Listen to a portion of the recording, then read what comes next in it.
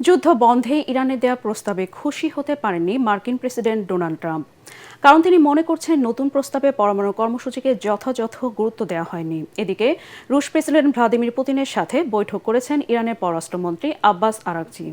ইরানের প্রতি রাশিয়ার সমর্থনের কৃতজ্ঞতাও জানান আরাকচি। আরও জানাচ্ছেন নিয়াজ জামান সজীব। মধ্যপ্রাচ্য যুদ্ধ কোন দিকে যাবে তার গতিপথ কি তবে রাশিয়াই ঠিক করে দেবে? ইরানের পররাষ্ট্রমন্ত্রী আব্বাস আরাকচি রাশিয়া যাওয়ার পরে এই আলোচনা আরও বেশি হচ্ছে। স্থানীয় সময় সোমবার রাশিয়ার সেন্ট পিটার্সবার্গে রুশ প্রেসিডেন্ট ভ্লাদিমির পুতিনের সাথে বৈঠক করেছেন ইরানের পররাষ্ট্রমন্ত্রী। রাশিয়ার প্রেসিডেন্ট পুতিনের কাছে ইরানের সর্বোচ্চ নেতা মোস্তফা খামেনির বার্তা পৌঁছে দেওয়া হয়েছে বলেও জানান আব্বাস আরাকচি। বৈঠকের পর তিনি জানান, রাশিয়ান ফেডারেশনের মতো ভালো বন্ধু ও মিত্র ইরানের পাশে রয়েছে। এদিকে যুদ্ধ বন্ধ এবং পরমাণু প্রকল্প ইস্যুতে যুক্তরাষ্ট্রের সাথে একটি স্থায়ী সমঝোতায় পৌঁছাতে নতুন যে প্রস্তাব দিয়েছে ইরান, তা প্রেসিডেন্ট ডোনাল্ড ট্রাম্পকে খুশি করতে পারেনি। কারণ তিনি মনে করছেন নতুন প্রস্তাবে পরমাণু কর্মসূচিকে যথাযথ গুরুত্ব দেওয়া হয়নি।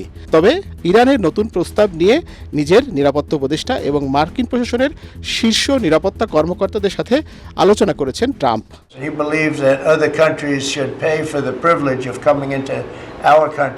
যুক্তরাষ্ট্রের সাথে চুক্তিতে পৌঁছানোর বিষয়ে ইরান আন্তরিক বলে মন্তব্য করেছেন মার্কিন পররাষ্ট্রমন্ত্রী মার্কো রুবিও। তবে তিনি সতর্ক করে দিয়ে বলেন, যে কোনো চুক্তির ক্ষেত্রে অবশ্যই ইরানের পারমাণবিক অস্ত্র তৈরির পথ বন্ধের বিষয়টি নিশ্চিত করতে হবে।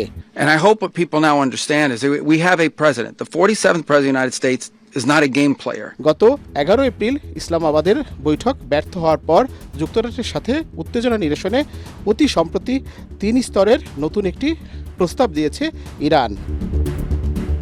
এছাড়া ইরানের প্রতি সংহতি প্রকাশ করায় 69 জন নাগরিকের নাগরিকত্ব বাতিল করেছে বাহরাইন। নিয়াজ জামান সজীব, এটিএন বাংলা।